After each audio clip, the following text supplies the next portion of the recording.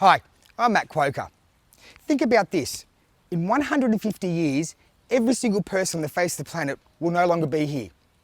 They'll pass away and die.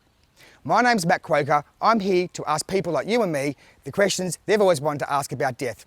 It's raining, so we better head on inside to see what people have to say.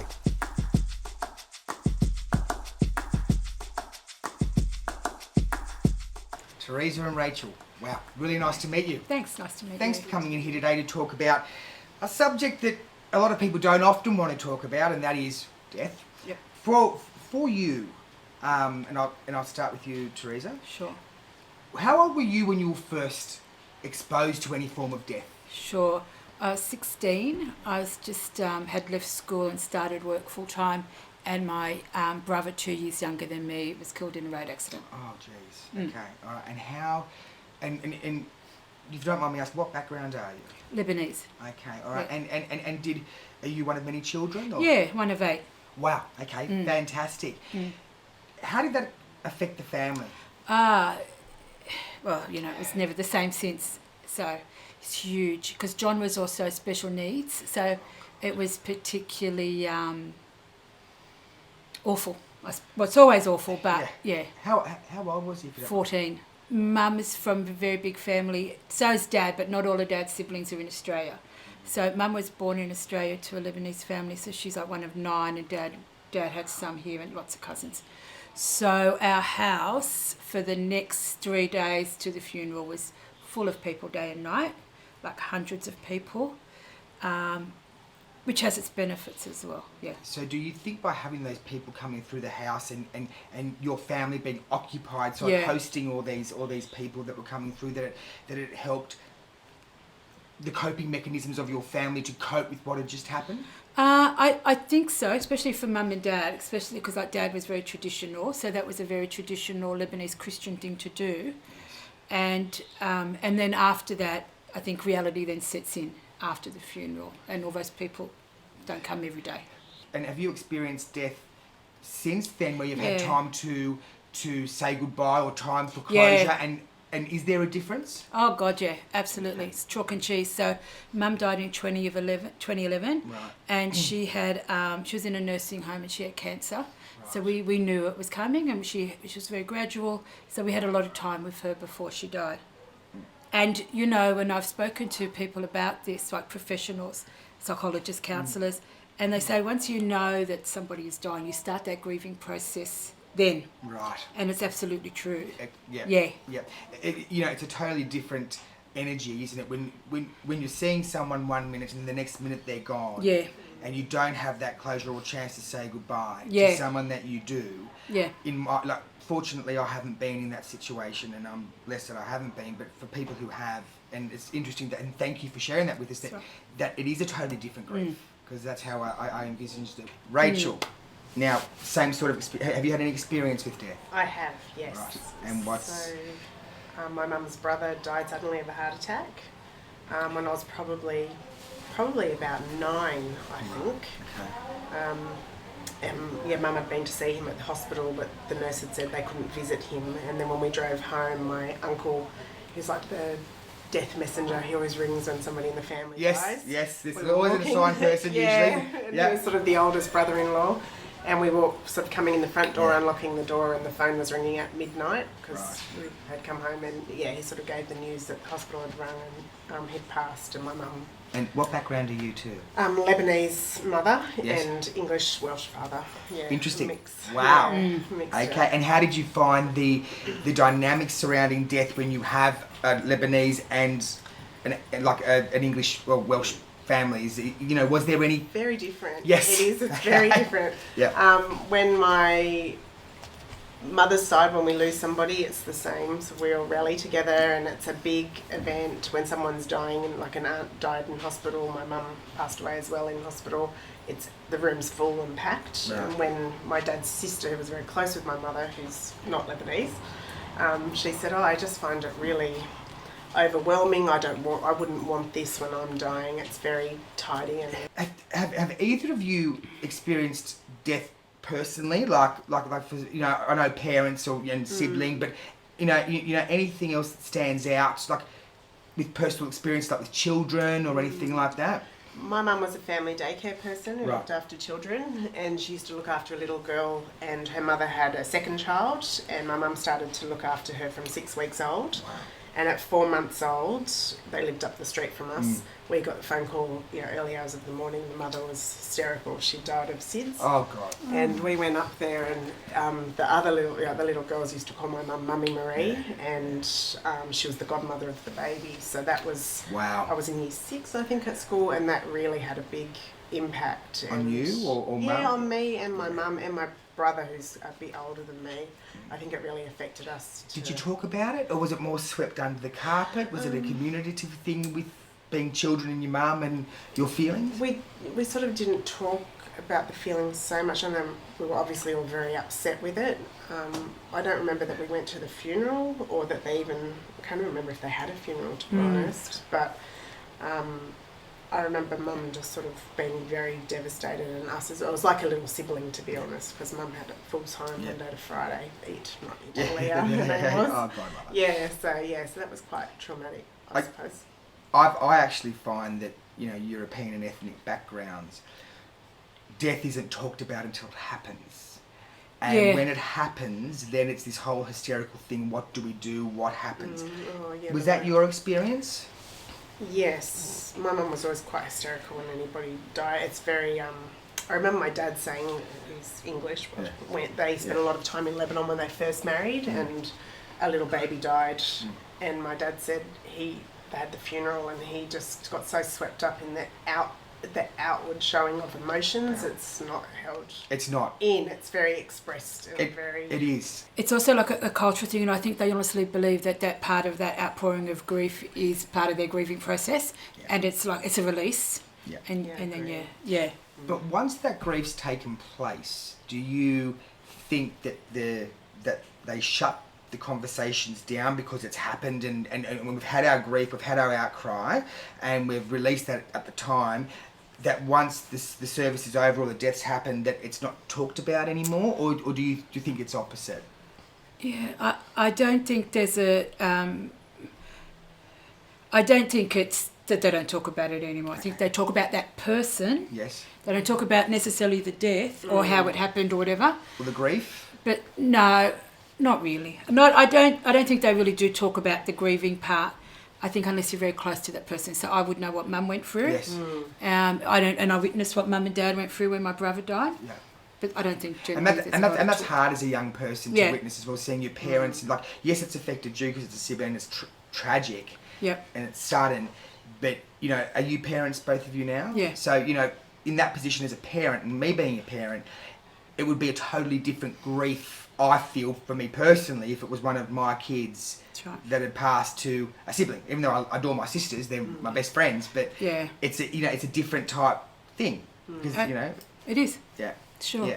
And Mum and Dad were divorced from when I was 3, so my mum was kind of on her own. She was definitely the glue we've got lots of cousins, and we used to go to each other's house, during the week, school nights and everything. So a couple of my aunties and uncles have passed now, so you don't hear about what your cousins are doing anymore. So I guess you lose, and Facebook kind of might update you on that now. And you and your brother? You two are close and children of your own? Yeah, we are. We are close. Yeah, and I could call him on anything. Yeah. When because you experienced death from a young age, do you think that eased you, and both of you actually, into a better understanding of death as you got older, or gave you the mechanisms to be able to help people who have lost someone cope? Sure, I don't know about helping someone else cope, but when you're 16 and your brother dies, you learn a lot. Definitely, yeah. Even if it's just for your own coping stuff, yeah. And I lost aunties and uncles, but it wasn't until I lost my mum that I realised just how sort of impacting that can be on you, because your mother's sort of like your heartbeat into the world, and she's probably the closest person most people are closest to. So it wasn't until she died, and then I used to think of all the stupid things I'd say to people when they'd lost their mother, like, oh, I'm really sorry, and then after she died I realised that it's actually really a hard thing to cope with, like losing a child. And I remember when my nan passed away, my mum was extremely close to my nan, and I was the focal point of her anger. And she admits to that now, but the thing is, for me, I copped it. Yeah. But the thing is, that was how she coped with the grief. Like, I set up to get the cakes, the wog cakes for for everyone. And I came home on the day of the funeral, and I was running late, and she was at the front of the house screaming at me. And I just went, Right. Yeah. I didn't realise I went up there, got and come back. Yeah, that's right. But yeah. but that really taught me a lot about grief, was to see my mum, who's my grandma was her best friend, this strong, amazing woman that just fall apart. Yeah. And it's scary. Yeah. It's actually scary to witness. But, Yeah. and from then, you just see people evolve with grief. So in your opinion, did you have any children, or how did your children cope with grief and things like that? Really well. Like when my mother died in 2011, I think my daughter was 17 and my son would have been 15. Mm-hmm. So my daughter actually went to the viewing of the body and I didn't. Wow. Yeah, Do you she regret wanted to that? go. No, I don't regret it. Okay. No. Good. But she wanted to go, and so my husband took her. She went with the rest of my family. Wow. I didn't want to do that. So my children were so close with my mother Mm. that when she died, they had quite a big outpouring of grief. How did you cope with that? I was sort of... Was it more focusing on them than yourself, do you think? Or do you think... I don't even remember. I was 8 months pregnant as well Wow. at the time, so I was kind of... I don't even remember. It was sort of like a blur. Yeah, It happened. yeah. She had cancer, but she sort of died quick. But the kids wanted to be there at the hospital, so the boys were there when 2 of them were there, 2 weren't when she Right. passed. So how many children yeah. do you have, if you don't mind me asking? At the time I had 4 and I was having another one. So how many do you have all up? 6. Wow, you're amazing. And you have 2. 2. So Blended family. So I've that's got, fantastic. Do you believe that Lebanese families grieve differently to that of other cultures or religions, or have you experienced any services where you've gone to a funeral and it's been another culture? Do you look at that and go, wow, this is done really, it's unusual because you're... Sure. With the Lebanese community, everybody will go. They didn't have to necessarily even know that, have met that person, but they knew they existed. Yeah. And they might have been a friend of a friend or Yeah. a friend's relative. And that's a real they, respect yeah, thing. yeah. Like you go out The of village will respect go. for the family, Yeah. So there's a lot of people, and then there's a lot of, even in during the church, there'll be a lot of crying and letting out all that grief, and then you'll go down. You'll have the mercy meal afterwards, but it's a much lighter atmosphere. Now, do you have any questions for me, or is anything else you'd like to bring up? There's one thing that I've been thinking about, and it's totally unrelated to any. It's the opposite of what we've been Okay. talking about, and that is, what happens when people don't want a funeral? Not so much. Well, I suppose you have to have a funeral, but they don't want like a service. Like, what does that happen, and how does that work out? Someone just wants to, if they die, and their wish is that. Okay, so basically for a burial or a cremation. Yeah, they don't want all the the service and that in between. So look, basically the way that it works is that's a very personal choice for the family. So it's up to the family whether they want to honour the person's wishes, or so it depends if it's the family or the deceased that wanted that.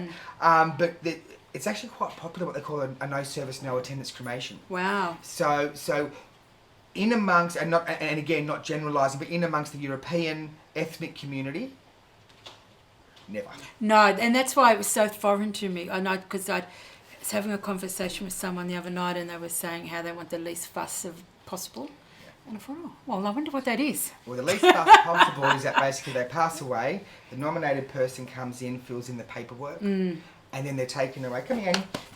They're taken away and they're privately cremated. And then the family get the ashes, and then basically the dog's back again. Yeah. They get the ashes, and then they do whatever they want with them. Right. With a burial, often if the service is a burial, very rarely do you get people that don't attend. But with cremations, especially in Australia, and since the Catholic Church as well said in the 80s or 70s that cremations were okay, it's gone it's become very popular because it's less expensive. See, burial. Right. So for a burial plot, you could be looking at for a crypt in some cemeteries, you can go to over $100,000. For a burial plot, they can start at $9,000, anywhere up to $40,000, $50,000, $60,000 if you put a monument on top. So a lot of the time, the families don't have the means to be able to afford a burial. So whereas a cremation, you can get a no-service cremation from $1,800. Yeah. In Australia, is there many instances where people keep the body at home? So my older children's father is Maori, and if you go to New Zealand, you are Yes. 4 days And sleeping again- in the marae with the kids. And Again, And- falls upon tradition. So the Maoris do.